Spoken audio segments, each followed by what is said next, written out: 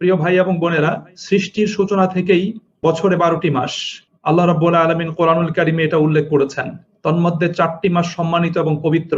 সেই 4টি মাস হলো মুহররম, রজব, যুলকাআদাহ এবং যুলহাজ্জাহ। আল্লাহ সুবহানাহু ওয়া তাআলা সূরা তাওবার 36 নম্বর আয়াতে আল্লাহ পাক এ প্রসঙ্গে আলোচনা করেছেন।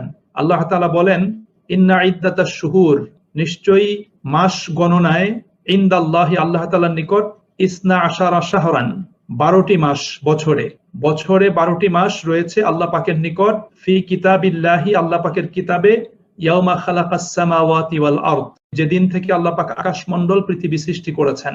অর্থাৎ সৃষ্টির সূচনার দিন থেকে নিয়েই বছরে 12টি মাস, এটা আল্লাহ পাকের পক্ষ থেকে নির্ধারিত।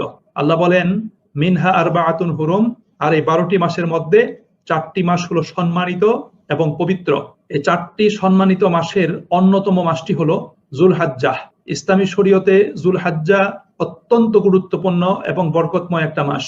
এ মাসে রয়েছে পবিত্র হজ, এ মাসে রয়েছে কুরবানি, ঈদুল আদহা সহ বিভিন্ন গুরুত্বপূর্ণ পর্ব এবং আমল।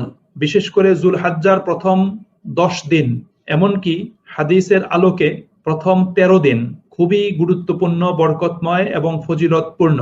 এবং এই দিনগুলো বছরের অন্য সকল দিনের চাইতে শ্রেষ্ঠ দিন।